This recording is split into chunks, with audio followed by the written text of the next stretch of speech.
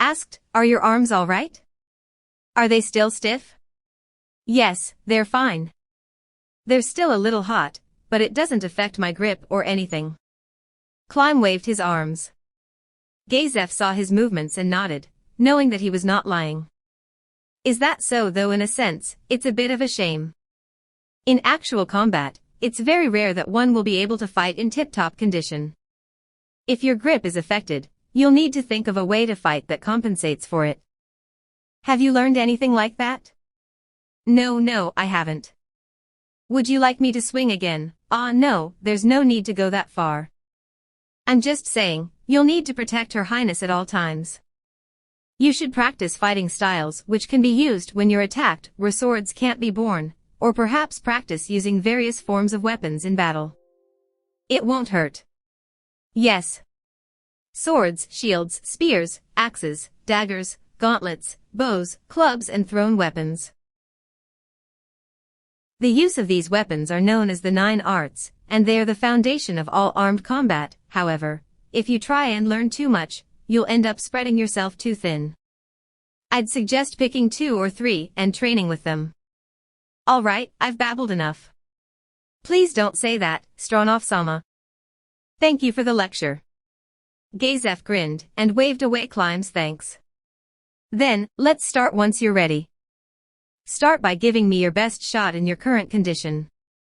After that, depending on the time, well, I might not be able to put you through your paces, but I'll find a chance to explain the 9 arts and the secrets of fighting with other weapons." "Yes. I pray you will teach me unreservedly." "Very well. However, I'm not treating this as practice. Come at me like this was a real battle." Climb slowly brought his sword down to a low stance, obliquing his body so his left side faced Gazef from behind his shield. The look in Climb's eyes was razor keen, indicating that he no longer treated this as a training bout. Similarly, Gazef's stance spoke of battle readiness. The two of them locked eyes, but Climb could not bring himself to make the first move. It was much easier to move now that he had removed the metal slabs, but still, he did not think he could beat Gazef. The other man was far superior to him in terms of physical ability and experience. Stepping carelessly into his reach would only invite a counterattack.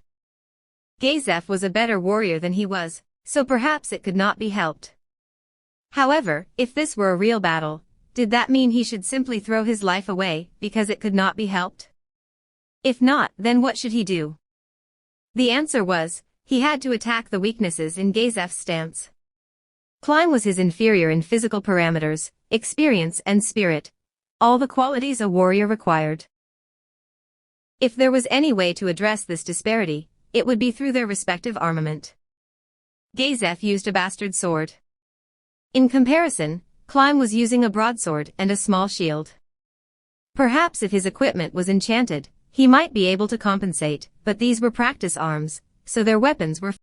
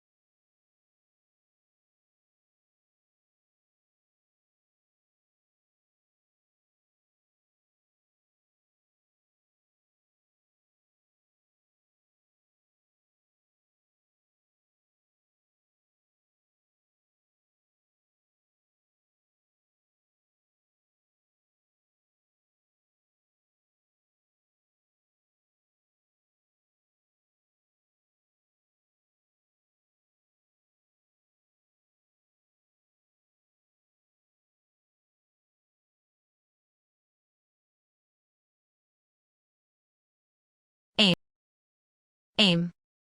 However, Gazef only had one weapon, while Climb had two. After all, a shield could be used as a weapon. It was weaker, but it gave him more options.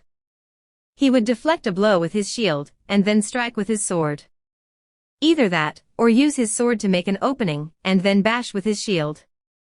Climb decided on his strategy, which was to take advantage of opportunities to riposte. Then he carefully studied Gazef's movements. After several seconds, Gazef chuckled. Not coming?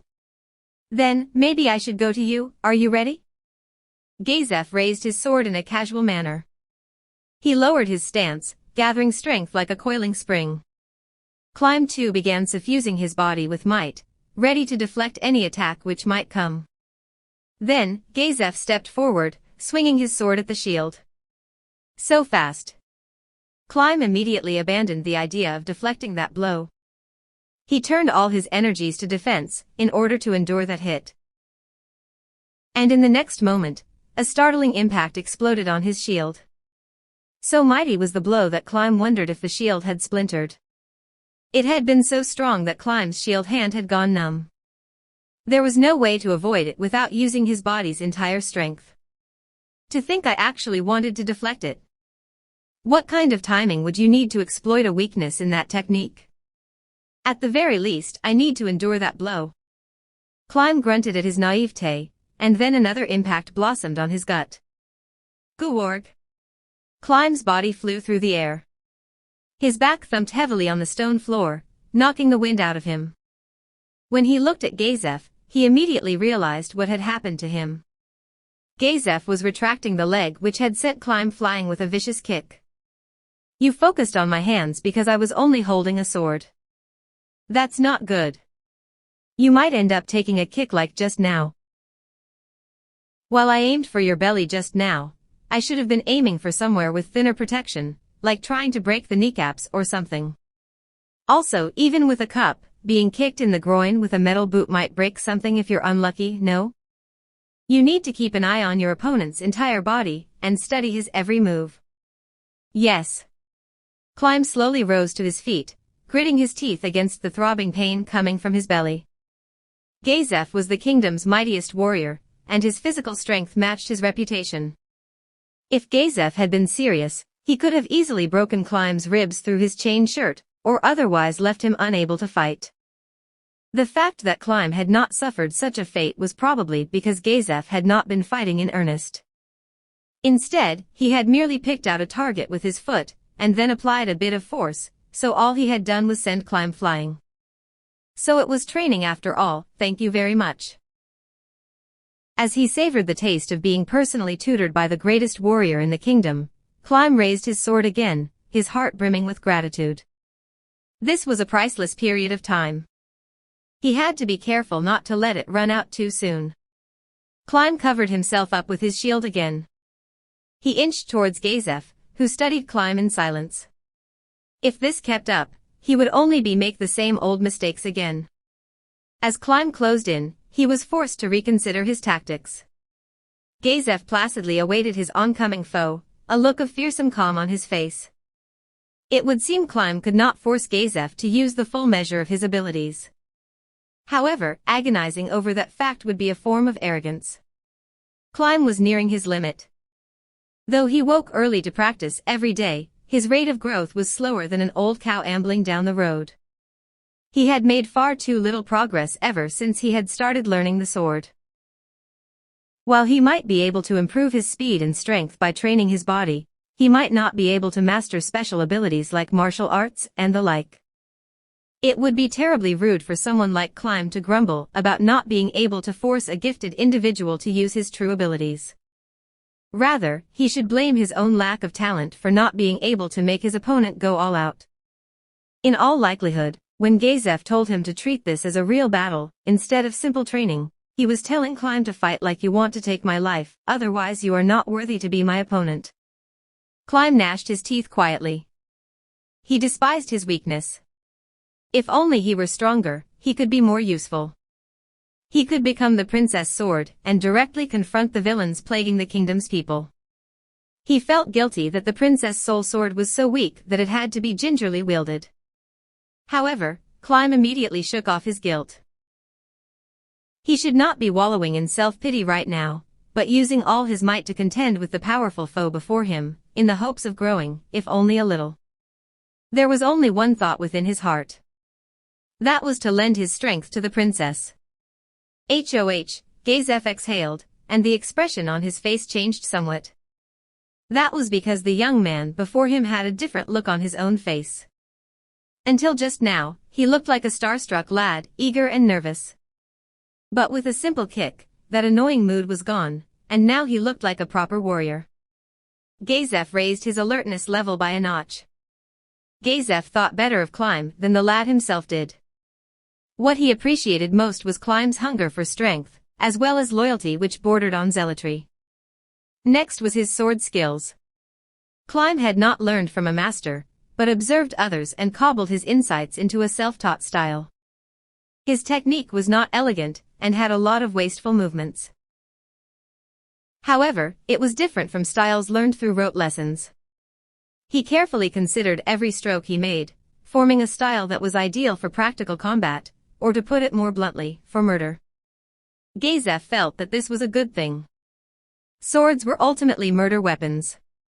Sword skills learned as a form of recreation were not useful on the field of battle. Their users would not be able to defend those they wanted to protect, and they could not save those they wanted to rescue. The only thing they could do was wait to be hacked down by the enemy. However, Climb was different. Gazef was sure that he could slay his foes and safeguard the people who were important to him. Yet, you've changed your attitude, but I'm still far superior to you. What will you do now? Frankly speaking, Climb had no talent. However hard he worked, however hard he trained his body, he would never be able to reach the zenith of swordsmanship without talent. He was as dust compared to people like Gazef or Brain Unglaus. Climb's desire to become stronger than anyone else was nothing more than a dream or fantasy. Even so, why did Gazef wish to help train Climb? Would it not be more beneficial to spend his time on someone better? The answer was simple enough. Gazef could not overlook Climb's unwavering diligence, however useless it was. If every man had their own personal limits, then one could say that Gazef pitted the fact that Climb hurled himself bodily against the wall of his own limits. Therefore, he wanted to teach Climb something else. He felt that there was a limit to one's abilities, but not limit to one's experience. In addition, there was one more reason. He felt a deep-seated pity for the tragic state of his greatest rival. So I'm using him as a substitute, huh? I'm doing Climb a disservice, but I doubt sparring with me will do him any harm. Come at me, Climb. He received a strident answer to his self-directed mumbling. Yes. As he answered, Climb planted his foot firmly on the ground and soared forward. Unlike just now, Gazef's expression was stern as he raised his sword into a high stance. He would hack down from above. If Climb blocked with his shield, he would be stopped in his tracks. If he blocked it with his sword, his weapon would be knocked away. That attack essentially made his defense meaningless. Blocking it was a poor move, but Climb was using a broadsword, compared to Gazef's bastard sword. All he could do was rush into Gazef's reach. Gazef knew this and squared himself to meet the charge. It was like running into a tiger's maw, but Climb only hesitated for a moment. He plunged into the attack range of Gazef's sword. Gazef was waiting for him, and when he swung down, Climb blocked it with his shield. The awesome impact was greater than the one he had felt just now. Climb grimaced as pain worked its way down his arm. What a shame. To think history would repeat itself. There was some disappointment on Gazef's face as he aimed his foot at Climb's belly, and then, fortress. The look on Gazef's face changed to one of shock as he heard Climb shout. The martial art, fortress, did not require a shield or sword to be used. If desired, one could activate it with one's armor, or even bare hands. Of course, most people would use it when blocking with one's weapon, or shield, because the timing had to be exact. When using it with armor, a miscalculation would result in one being left defenseless before the foes. Therefore, most people would rather use it with a shield or weapon. It was common sense. However, Climb knew that Gazef would go for a kick, so he did not have to worry about that. Were you aiming for this? Yes, sir. The force of Gazef's kick seemed to fade away, as though absorbed by something soft. Gazef could not put any strength into his extended leg, and thus he was forced to regain his uneven footing. Seeing how he was off balance, Climb swung down on him. Slash. He brought his sword up after initiating the maneuver, and then swung it down in an overhand chop. You need to develop a technique that you can deploy with confidence. After heeding the advice of a certain warrior, the untalented Climb had worked body and soul to produce this move, a strike that came from above. Climb's body was not sheathed in muscles. He had been born with an average physique, and building muscle was difficult. Neither was he gifted with dexterity, allowing him to move as he willed even with a muscle-bound body. Because of that, he had honed a specialized muscle structure in himself after endless training. The fruit of that was this downward stroke. It was a high-speed slashing attack that had been refined to extraordinary levels, a flash of steel followed by a mighty wind. That strike bore down on Gazef's head. It would be fatal if it connected, but Climb was not thinking about that. His trust in Gazef was absolute. He had only used this move because he was certain that the mighty Gazef would not be done in by an attack of that level. There was a crisp ringing of metal, and the broadsword collided with the raised bastard sword. All this was still within his expectations. Climb focused the full extent of his strength in an attempt to throw Gazef off balance. However, Gazef remained as motionless as a mountain. It was difficult to maintain one's balance on one foot, yet Gazef had easily blocked that strike made with Climb's full strength. It was as though he were rooted into the very earth itself. Climb had struck his mightiest blow with all the strength he could muster. Yet even the combination of these two factors could not shake Gazef standing on one foot. This fact shocked Climb to the core, and his eyes went to his belly. He had to close in to strike with his broadsword. That meant Gazef might be able to kick his gut once more. As Climb leapt away, said kick struck Climb's body. There was a faint, throbbing pain. After that, both of them staggered several paces apart. Gazef lowered his eyes, and the corners of his mouth turned up slightly. It was a smile, but not one that caused displeasure. It clearly displayed his good humor. Climb was a little uncomfortable in the face of that smile, which was like a father watching his son grow. Very well done. Therefore, I shall get a little serious now. Gazef's face changed. A thrill of terror ran through Climb's body. That was because his instincts told him that the kingdom's strongest fighter now stood before him. Actually, I've got a potion with me. It should be able to mend broken bones, so don't worry. Thank you very much. Climb's heart lurched as he heard his opponent imply that he would be taking a fracture. While he was used to being hurt, it did not mean that he enjoyed it. Gazef took a step forward, twice as fast as Climb stepping in. The tip of the bastard sword pointed to the ground, tracing a low path that came at Climb's legs.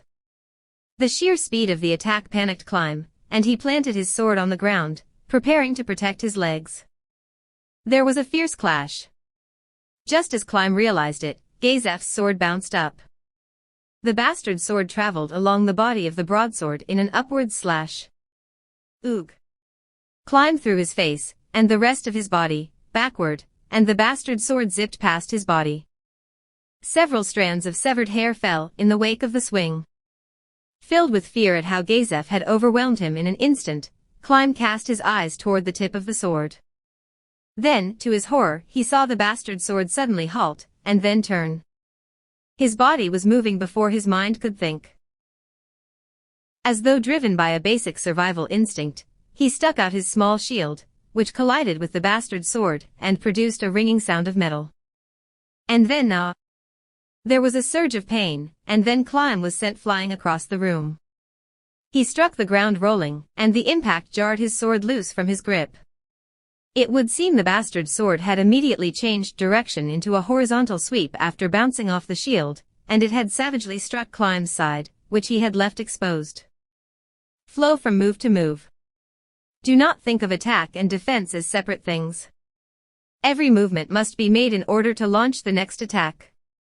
Think of your defense as a way of setting up an attack. Climb picked up his fallen sword and grabbed at his waist as he struggled to his feet.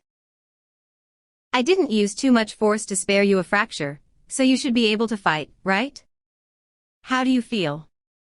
Climb's breathing was ragged from tension and pain, in contrast to Gazef's even, regular breaths. He was only wasting Gazef's time if he could not even take a few hits. That said, Climb still wanted to become as strong as possible. He nodded to Gazef and raised his sword. All right. Then let's continue. Yes. With that hoarse cry, Climb broke into a run. He was struck, he was knocked back, he was even bodily beaten. Climb crumpled to the stone floor over and over again. The cool slabs drained the heat from his body through his clothes and chain shirt, and it felt very comfortable. Hew. He did not wipe his sweat away. More precisely, he lacked the strength to do so. As pain flooded into his mind from all over his body, his whole body was gripped in a sudden surge of fatigue, and his eyes closed lightly. You did well. I tried to avoid breaking or splintering your bones while swinging. How do you feel? Still on the ground, Climb moved his hands to feel up the places which hurt. Then he opened his eyes. No problems here. It hurts, but those are just bumps and bruises. The waves of pain were quite light. They would not affect his duties of protecting the princess. Is that so? Then we won't need to use the potion. Besides, using it carelessly will remove the effects of muscle training. Well,